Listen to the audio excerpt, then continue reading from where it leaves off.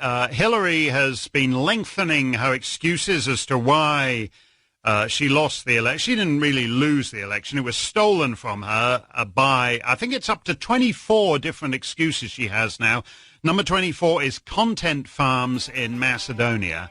And as I said, my grandfather was a Macedonian content farmer, and we often think about, gathering on the porch and recalling the old days on the Macedonian. He never thought that the old content farmers he left behind in Macedonia would one day steal the U.S. presidential election. They are gnarled, hard-working Macedonian peasants, and the way they were able to reach out and steal the election. The quote new unquote government in Macedonia is coming together, though it is really just the same old government of Zoran Zaev and his Syriza, together with Ali Ahmeti and his Dewey, and the same people with different titles. Or is it? There are rumors that not all is happy and right between the two. Then there is the issue of Mohammed Zakiri, the highest-ranking ethnic Albanian in Syriza who hates Dewey. And then there is the issue of Besa. Remember them? They had a pre-election agreement with Syriza, and guess what do they get in this new government? The Ministry of Reading Newspapers? On the other side, VMRO has its own problem with the powerful Sasho Mijalkov, seen having drinks and in discussion with Artan Grubi, the personal assistant to Dewey chief Ali Ahmeti, who will now hold the unconstitutional position of basically co-prime minister in the new government. Mijalkov seems eager to take over VMRO. In short, if Macedonians are looking to political leaders and political parties for salvation, then they best look elsewhere. We'll discuss all of this and more on this episode of the Macedonian Content Farmers Podcast. I'm Jason Miko, coming to you from the foot of the Catalina Mountains in Oro Valley, Arizona. And this is Cvetin and Jason calling in from the Vardar Valley in Skopje, Macedonia. Lovely. How is the Vardar Valley in Skopje, Macedonia these days, this late summer? Pretty hot these past few days. Otherwise, it was nice. It was not a bad summer, considering we're locked inside this 2x2 country, and we can't get anywhere proper except for Albania. So yeah, there you go. We can't get anywhere we're going to. Right. Well. And of course, the coronavirus continues to ravage the country. We're at, 563 deaths as of today. This is today. We're recording this on Saturday, the 22nd of August. Normally, we record this on Sunday. But the corona still is attacking Macedonians. There's rumors of new restrictions. What's the latest on that? It's slightly ticking down, the number of active cases which we're looking at. It used to be 3,500 or something like that. Now it's 2,800, so it's slightly gone down. The Muslim parts in Skopje, which were the worst, they were completely ignoring the restrictions during the Ramadan, having all-night feasts, and then they had huge spikes. Now, let's say Chire used to have, like the Albanian district in Skopje had like 400 cases. Now they're down to like 150, and par with similarly sized, Macedonian district. So let's say the Ramadan spike is over, but it has contributed to increase overall, but it's slowly trending down. There were 6 deaths today, which is pretty high. Yeah. Most of them elderly. We had like a few. There is one little baby which is being treated after, I guess, Albanian or Roma kid. They had a circumcision, completely messed it up. Took the kid to hospital to try to see if his pecker contracted coronavirus. So yeah, like complete third world country stuff happening. We had some younger people dying, but it's pretty rare. It's mostly, over 60, and it's generally trending down. But yeah, the government is talking about restrictions. The school is relatively strictly called off. Only the youngest children who you really can't leave alone at home. Only the first 3 grades are being invited to go to school, and even then you can opt out. So it's a pretty brutal lockdown for the school kids in the school year, which starts on September 1st. It will be 90% of it will be online education. So the government is acting now more concerned after for months telling us that it's no big deal because they wanted to have low turnout elections. So the online, and as I understand it, the online education from talking with you and various other friends in Macedonia, the online education in the spring semester after the March lockdown didn't work so well. They've had a whole summer to get their act together. Do we expect that there will be the education will be they'll be able to deliver it online this semester?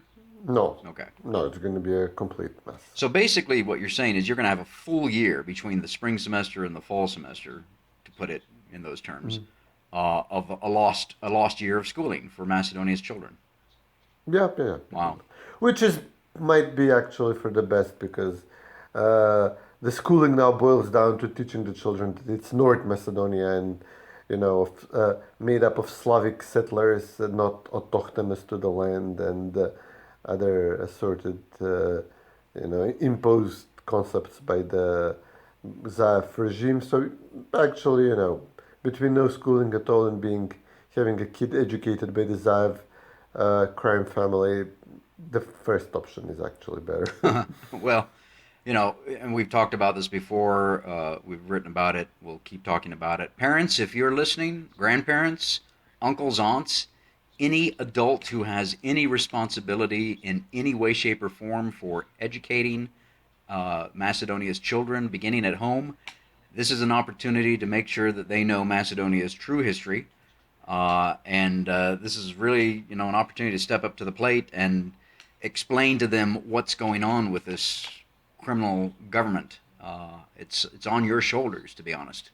So we'll see. But let's talk about the government. So this week, as I understand it, the so-called speaker, Talat Jafari, was elected with 62 votes, which is Sirisa, Dewey, and the very, very small DPA, which, a slight digression, that's Mendu Thaci, used to be the largest ethnic Albanian party in Macedonia under Arben Jafari, who passed away, 10, 12 years ago.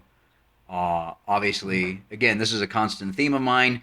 If you are playing Macedonian Content Farmers podcast bingo, this is a chance for you to mark your card, because Jason is going to mention the fact that the ethnic Albanian parties are cult of personality parties. As soon as the leader dies, the party falls apart. Same will happen with Ali Ahmeti and Dewey. DPA, Arben Jafari, used to be the largest Albanian party, along with Emir Meri in PDP. Both of those guys signed the Ohrid Framework Agreement in 2001. They died. The party died. So they got, DPA has one member. And so it's now a part of 62, the slimmest majority for this government. And yet, there are, as I mentioned in the opening monologue, there are rumors that there's all is not happy between Sirisa and Dewey.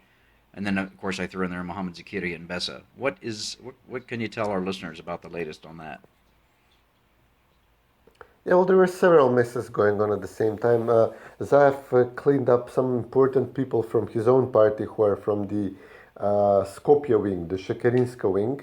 So Renata Diskovska is out as justice minister, and Damian Manchevsky is out as public administration minister. Instead, there are some other folks from the Skopje wing, but more reliable to Zaev, like Bojan Maricic, who is justice minister, who is actually now has been Zaev's personal advisor on foreign policy affairs for a while. He added Ljubčo Nikolovsky, who is very close to Zaev, as deputy prime minister for fighting corruption. Don't laugh, but he will probably supersede Maricic as justice minister. Oliver Spasovski remains as interior minister, so another key Zaev confidant remains, while the public administration ministry goes from the Skopje wing of SDSM to the Albanians, and Mila Tsarovska, who everybody was expecting to replace Zaev if he loses the elections, as the darling of the internationals in the Soros crowd, the far leftist. She's removed from the very high-paying, very liquid, very huge financial turnover Ministry of Welfare, which essentially hands out gobs of money to people across the country, making it very politically powerful. To the at the moment toxic education ministry. So Zaev essentially sidelined a lot of the Skopje wing. He made major concessions to SDSM, to DUI. So basically, he did not give them a prime minister, but as you said, he gave them Artan Grubi as the first deputy prime minister. Now Grubi is confident both of the diplomats in Skopje and of Ali Ahmeti. So he will be a very powerful deputy prime minister. This was originally a position, as you said, this was the original Ministry of Reading Newspapers position.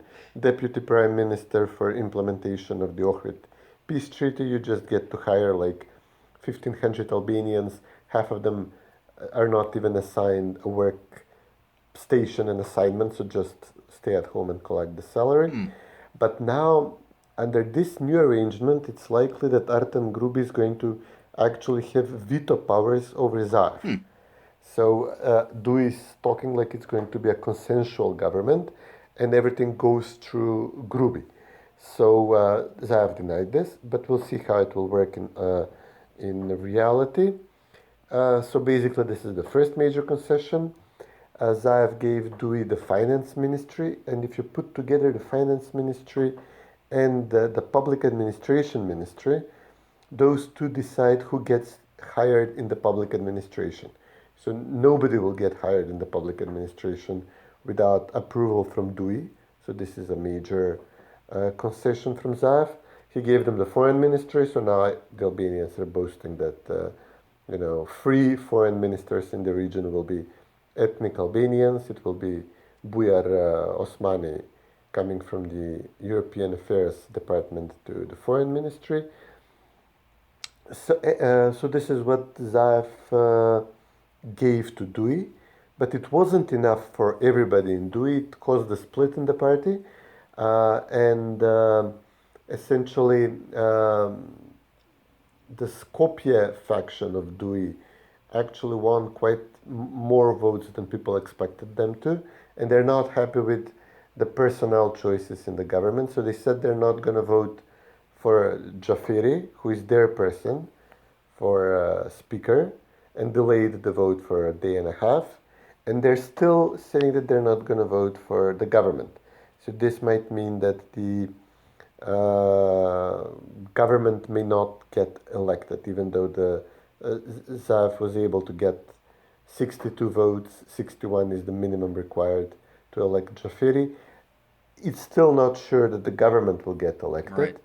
or that it will be able to function, because Ahmeti and Menduktachi notoriously do not show up for parliament meetings.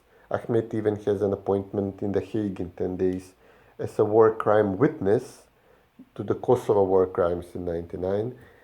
Nobody's sure if he's coming back from The Hague. So they might be a few votes short on the best of days.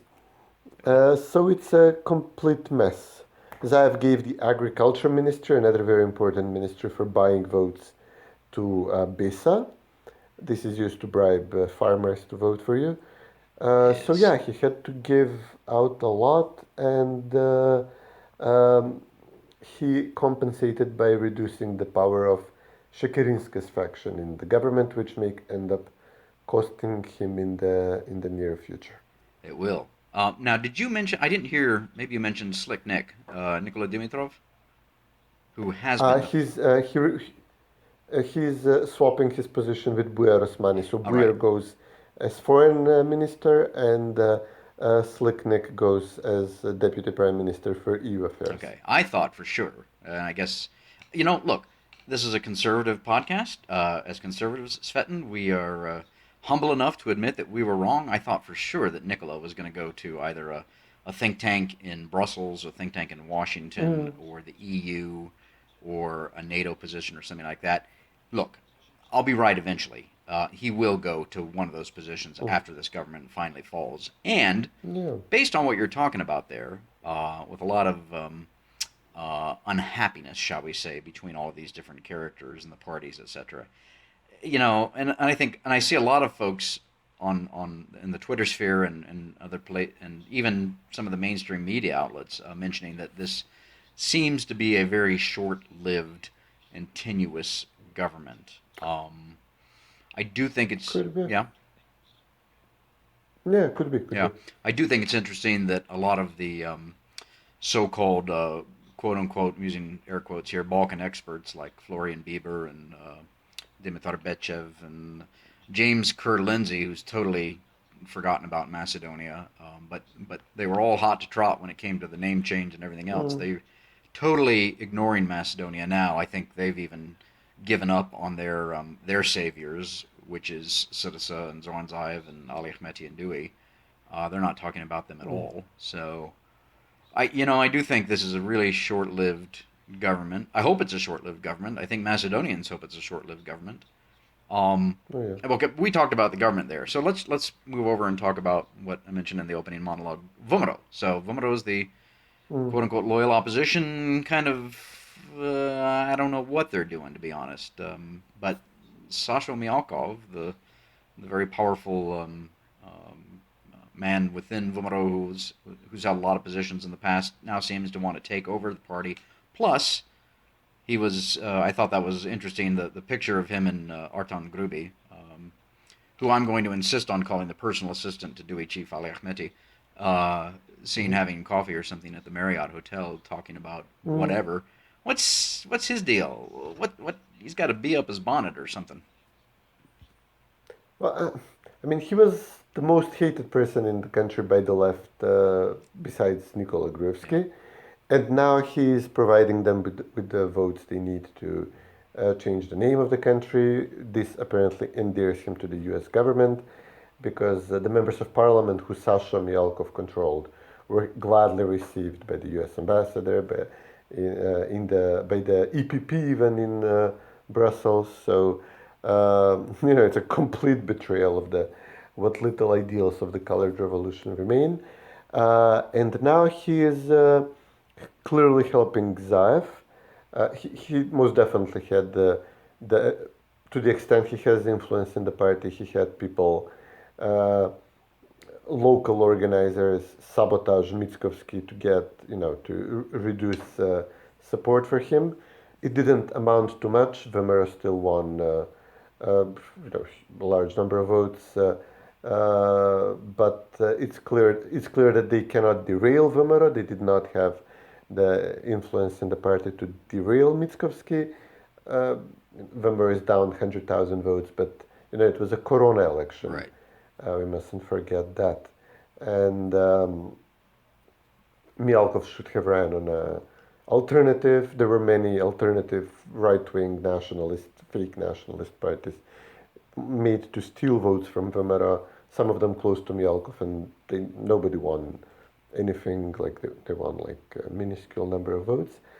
So he faces many criminal charges. So on one hand, he is playing for the Americans and for the embassy here, and I shouldn't say Americans, and for SDSM to have the prosecution removed from over his head, but at the same time, with all the businesses he's had, it's an open question whether he works for Zaev or at some level Zaev works for him or at least with him. And as we saw with Grubi, he has significant influence in Dewey as well. Grubi was denying that he met Mijalkov, which was ridiculous. He said that I went to meet my family in Mijalkov's hotel. Mijalkov got a bunch of former and one current mayor of VMRO to show up in front of the VMRO office and demand resignation from Mitskovsky. They were also in a complete flux. The lady they got out to speak on their behalf. The journalist asked her, "Have you met Mijalkov recently?" She said no. Then immediately said, "Well, yes, actually, I meet him often, but is it wrong? So they were completely trying to deny meeting him, and then at the same time couldn't because it's ridiculous. It could easily be, you know, people were snapping pictures of the crowd of Mijalkov supporters, protesters against Mickovsky, coming from the Marriott Hotel or going back to the Marriott Hotel after the press conference to report on what they did. So it was, it's the funniest thing is that Colored Revolution people and the U.S. Embassy are rooting for this outcome that Mijalkov actually, who they declared the devil for so long, takes over VMRO. The problem with Mickovsky is that he didn't lose the elections. He has on his net vote count is better than SDSM, but he didn't win either. It was, at best described as some kind of a tie, and he doesn't have much to offer other than we wait for their coalition to collapse at some point. Fighting between Shekerinska's wing and Zaev's wing, the Albanian wing in SDSM against Dewey fighting each other. We have to play the waiting game. There's going to be an election in Štip for the mayor of Štip because Zaev is moving.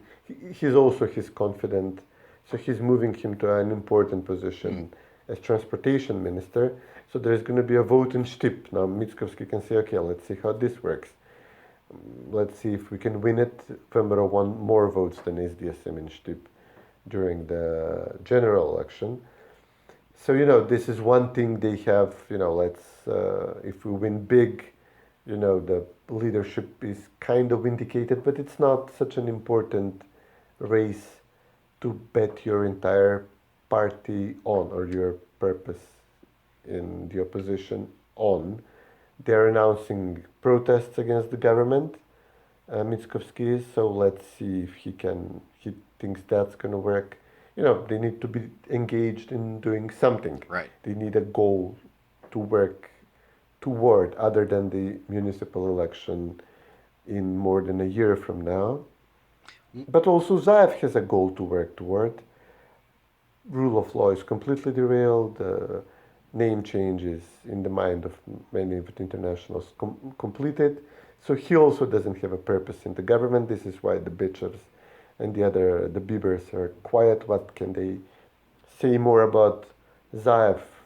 What's his purpose? What's his further purpose except, implementing the Bulgaria Treaty, weakening Macedonian identity further, and then possibly inviting, seriously inviting the idea of partitioning the country if we are declared a Bulgarian and Albanian confederation of some sort. What's the purpose of the country then? So, people are probably wary of advancing the processes which Zaev initiated further to their logical conclusion because they realize what it means. So, both the government and the opposition really do not have much of a purpose at the moment. Right. Well, a couple of things. First of all, the Štip race, which I wasn't aware of. When is that scheduled for? Is it scheduled yet? The Štip election, not sure. I mean, the government can even try to postpone it for a long time. They can appoint a interim mayor, and but it should be. It could be in autumn if we are playing by the rules. Right, and then the municipal elections a year from now. Actually, I think October of next year. I think it was something like October, November, but actually I think they were postponed for like 6 months because of what was it now, the incident in the parliament, I think, the creation of the government. I mean, we were in no shape to have elections. They were supposed to be in April. So now the mayors have a term until autumn 2021, but the regular date should be in April, I think. They were supposed to be held, the municipal elections, just as we were, having the climax of the political crisis in 2017. So, maybe an agreement is made for municipal elections in April, bring it back to the normal date. And then if VMRO wins big, it could lead to, a non-corona election with a normal turnout if VMRO sweeps the roster of municipalities, then they have a point. They have the right to say, well, okay, this definitely means the government lost legitimacy. But then BSDSM can abuse the instruments of the government to a much higher degree in municipal elections, and using Albanians, buying Roma votes, the poor neighborhoods. They can, they will have even less checks on them than during the general elections. So, who knows? Right. Well, interesting. So if we kind of take a step back from all of this, to me at least, it looks like, so you got Zoran Zaev and Ali Ahmeti and Sasho Mijalkov basically all trying to cling to power. Obviously, they don't want to see VMRO become the government, because then the crimes of those three aforementioned individuals and others will be looked at. Obviously, the U.S. government make a clear distinction between, we say the Americans, but it's the U.S. government, and more specifically the State Department, and the European Union apparatus, and the NATO apparatus and bureaucracy. All of those characters want these characters, VMRO, or Syriza and Dewey, to stay in power, because they do their bidding, quite simply. And there is no alternative, right? From the VMRO side, aside from the issue between Sasho Mijalkov and VMRO, you mentioned that VMRO has got to do something. I'm using air quotes again. You mentioned the protests, the mayoral race, but they've got to present a vision for going forward. And I see bits and pieces of that. I don't know if they're articulating it to the fullest extent possible or whatnot. But they're going to have to step up their game, in my opinion, if they want to win. And then, of course, the whole the joker in the deck, so to speak, is the coronas, and and every country is kind of facing the same situation. I think we've come to the point where we realize this thing is, we're not going to get back to any sense of quote unquote normalcy before there's a vaccine. And of course, the world seems to be rushing to create a vaccine. Great, good for them, good for us. Maybe spring of next year there's a vaccine that's widely distributed. If that's the case, then we can get back to some sense of normalcy. If not, then this just keeps going. We all pull back and have these restrictions and the social distancing and the masks and washing your hands and yada yada yada, and it takes a dive. It kind of lessens, and then you relax those restrictions and it comes back, and it just keeps going back and forth. That's what it seems like to me. So until that point, and you mentioned the municipal elections maybe as early as April, maybe they're corona-free, maybe not corona-free, we'll see. But yeah, Macedonia just seems to be in this state of listlessness, of kind of floating around. The economy's in shambles. Obviously, there's no promised FDI from NATO membership, and that's for a variety of reasons. First and foremost, because the government is incompetent and corrupt.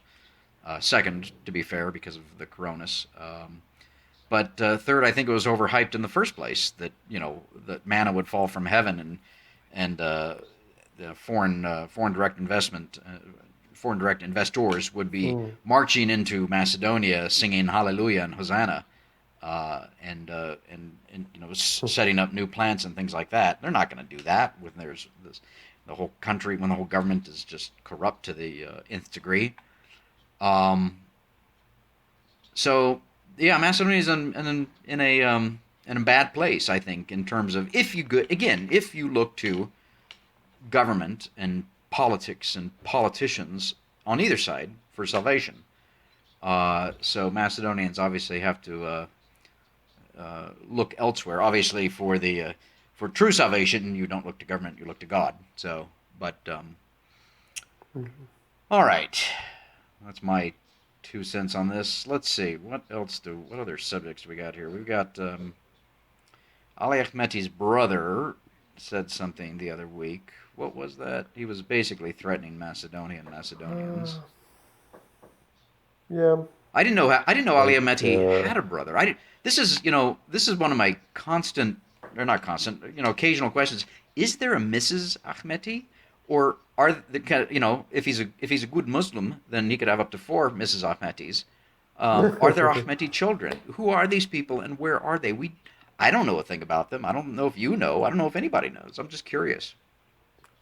Completely out of the public eye. The brother would show up from time to time in corruption allegations that Ahmeti would have some businesses sent his way, but that's about it that surfaced about his family. He was pushing on, their big deal was that we won the Albanian vote by like 3 seats over the alliance. The alliance claims that they were robbed, that there was tremendous ballot stuffing in Kičevo, where Ahmeti practically can do whatever he wants in the ballot places, and it's true. I mean, they were robbed in this region for sure.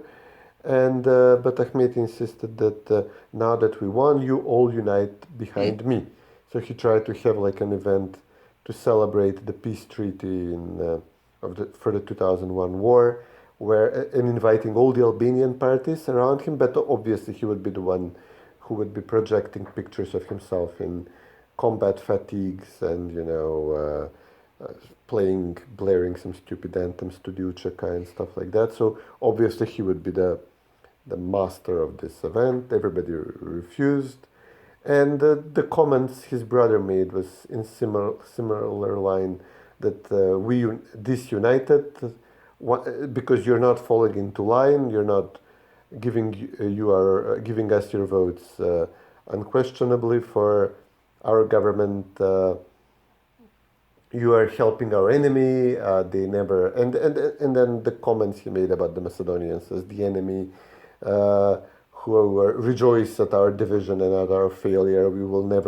We can never trust them. We should never have faith in them. They were really over the top Macedonian politician would never speak like that.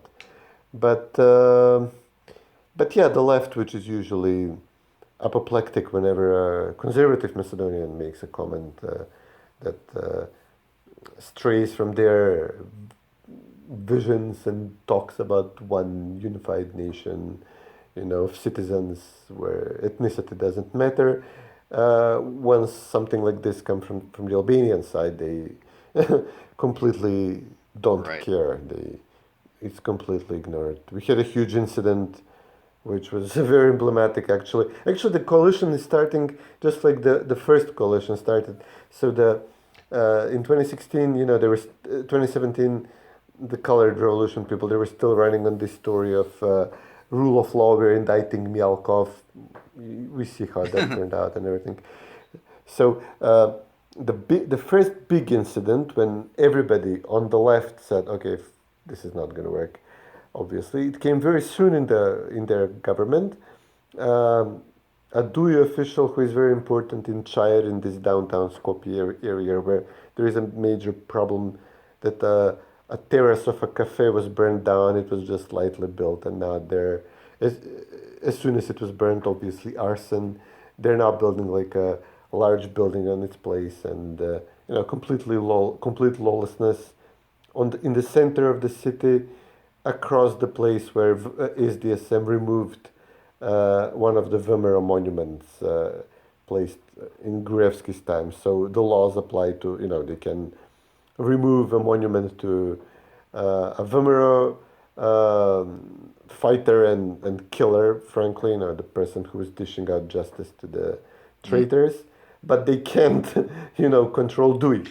So in this location, a DUI official parked his jeep on the street. A female police officer was escorting this, we call it the spider, the payak, the truck which lifts up your car and tows it away. And the guy came and he actually slapped the police woman several times. And a few days later, the interior minister called her up, and she gave this ludicrous statement that she awkwardly turned and tripped and hit her head on the vehicle, on the towing vehicle herself, and everybody was like, "Oh, come off, like, for FFS." And it became clear that Dewey can beat up a policewoman, and because they're so important to Zav's coalition, all this talk about rule of law and justice for all are out the window. So this is the start of their first coalition between Dewey and SDSM. The second coalition starts with a completely deranged person in Ohrid who runs the Dewey party branch there, Nefi Husseini, who beats people up. He's a member of the Ohrid Council, so he orders what gets built where. And whenever UNESCO comes and says, okay, let's demolish something to stop this overconstruction, the mayor of Ohrid says, I'm afraid I'm going to get killed. And he's very clearly talking about Nefi, his council member, on whose votes he's dependent, but who can also obviously beat up the mayor. And he beat up some professor who complained about some local, water supply, sewage, something issue.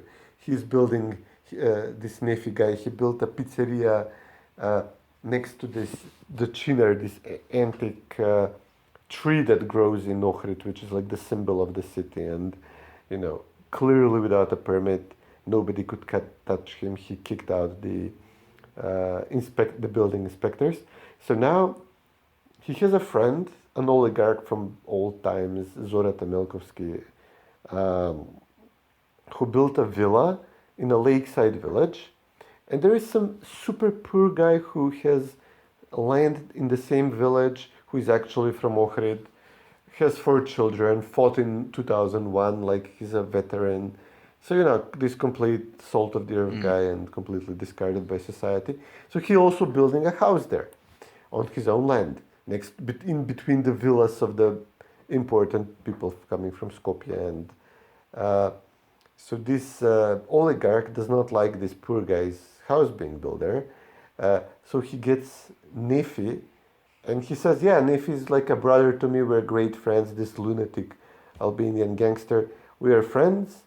And the oligarch sends this gangster council member to attack this Macedonian veteran.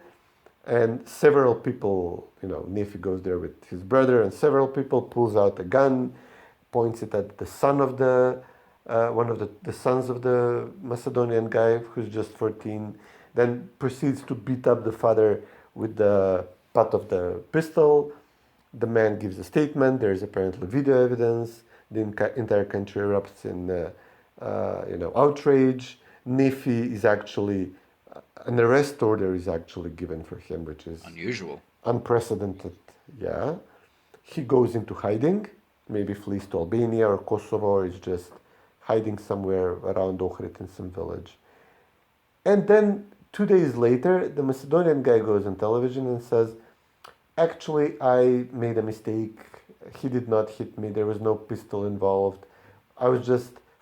We're actually friends with Nefi, and we were just arguing a little. And then somebody hit me in the back. I didn't notice who it was, but it wasn't Nefi. Nobody had a gun. My son wasn't threatened. And everybody is like, oh God, here we go again. This is what a coalition between SDSM and DUI looks like. Untouchable local sheriffs beating people up, interethnic strife, oligarchs from SDSM building wherever they want, and then railroading, the normal common people living around them, forcing them then to publicly humiliate themselves and, deny a statement after just 2 days. So yeah, the coalition is off to the exact start it was off to in 2017, with a complete violation of the principle of the rule of law, which they said will apply to everybody in the country. I could be beaten up tomorrow, and then, video evidence would be deleted, and I could be then threatened to give a false statement and false testimony. So this is the state of, complete third world country territory. Well, let me make on that depressing note. Let me make a few comments, and then maybe we'll end on a happier note. I've got a farmer's pick again this week. I've got farmer's picks. Yeah, you can try. I've got farmer's picks coming up again for the next couple of weeks. But as you were talking about that, especially you mentioned the beginning of the first coalition between these two criminals, and now this one, the similar instances with the policewoman who was slapped and then, recanted, basically, and then the veteran who was pistol whipped and a gun pulled on his 14-year-old son and then recanted. Very ruminant, and those two incidences alone, just by themselves, should be very frightening to everybody. Of course, we know that Kate Burns doesn't care about things like this because she herself doesn't believe in the rule of law.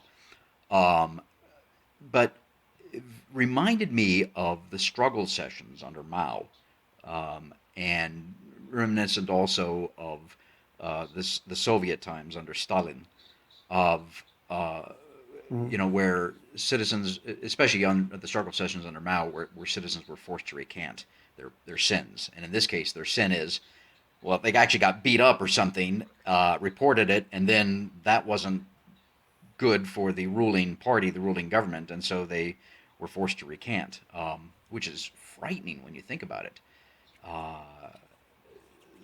That is, the other thought here is that it's just the arrogance, the unmitigated hubris of Ali Ahmeti and Zoran Zaev and those that support them, whether in the Macedonian government or Macedonian society or the internationals there in Macedonia.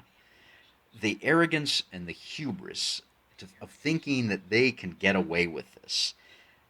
They won't be able to, I promise you. I guess that's the good news here, is that at some point it's all going to catch up with them, and their house of cards will come crashing down around them, one way or the other. The only people that escape, this is a funny thing, the only people that escape are the internationals that support them, because they're there for 3 years, and then they go away, and they go on to higher and better things, and then eventually they retire. And they have a nice pension, and blah, blah, blah. So they're the ones who escape.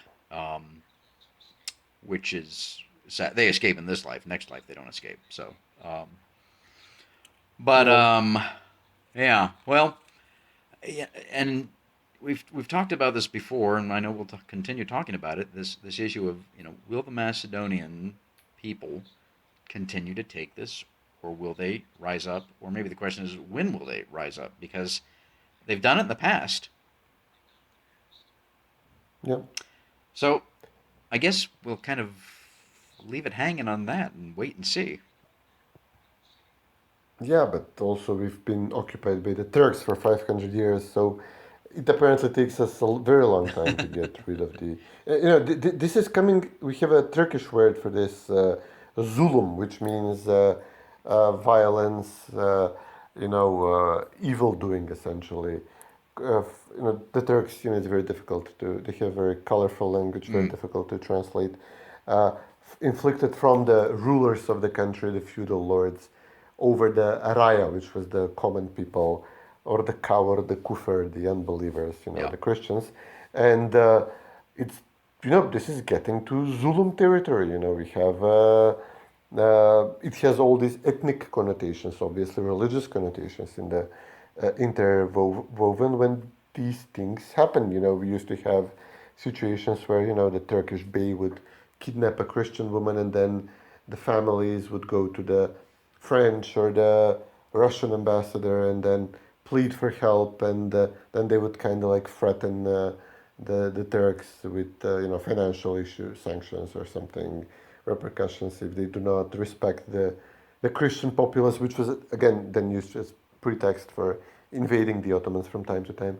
So, we have the whole 19th century playing all over again yeah, here in a bizarro version of it. The government is not here to protect you. You have to go. It's very common that people say, well, my rights are wrong. They go to I will send a letter to the ambassador. Which is a completely, by definition, a non-functional country here. Put in the mix the ethnic and religious issues, and which, as I said, go hundreds of years back. It's a very, very explosive situation here. I just finished last night watching a 3-part series on the rise and fall of the Ottoman Empire, which was quite fascinating. I'll post it on my Facebook. Maybe I'll put it on Twitter too. But anyway, it was a good refresher course of basically the 600 years from 1300 to 1923 or so of the rise and the expansion and then the fall of the Ottoman Empire and how it affected Europe and still affects Europe to this very day in so many ways. And you know it. Yeah. You've lived it. You're living it. You'll live it. But it Mm. also affects, beyond Europe. But anyway, we'll save that for another time. Let's end on a positive note. And Cvetin, I have a farmer's pick this week again. So, and this is another one of those videos from this. I don't know if it's one or a couple of guys. I know one guy that's created this called Macedonia from Above. Is his YouTube channel, and he's been doing these beautiful shots of Macedonia, various places around Macedonia, put to music. It's just stirring. It's beautiful. And this one that we're going to post is from near Tresvonce, which we did a couple of weeks ago, and it's the Sinvir waterfalls, which I don't think I've been there. Maybe I have, because I know I've been to Tresvonce, but can't remember the waterfalls. But anyway, it's beautiful. It just, another one of these little hidden gems in Macedonia that I would doubt most Macedonians might know about it, but probably haven't been there. And since you're locked up and you can't go anywhere else, go explore Macedonia. So, because Macedonia has many wonderful things to offer and beautiful places. Get out and explore Macedonia. That's the way we'll end this one. Yep. All right. Yes, we might end up on a happy We note. have to. Come on. We got to. After I thoroughly destroyed Ohrid, which is the usual tourist destiny. It's overrated. Go to Pressburg, Doiron. Yeah. Haven't been in Ohrid for quite a while, Yeah. actually. I was hoping, we kept saying, okay, we go there as soon as the Gruevski finishes the highway. It is a bit of a, getting older, and it's a bit of a drain on my ability to withstand, longish drive. And we kept saying, okay, Nicola will finish the highway, we'll go then. And the way things are going, I'm never going there again. You can go the long way, the other way. Yeah. All right. That's a wrap. We'll have a full slate, I'm sure, again next week. Absolutely. You too. Take Bye. care, buddy.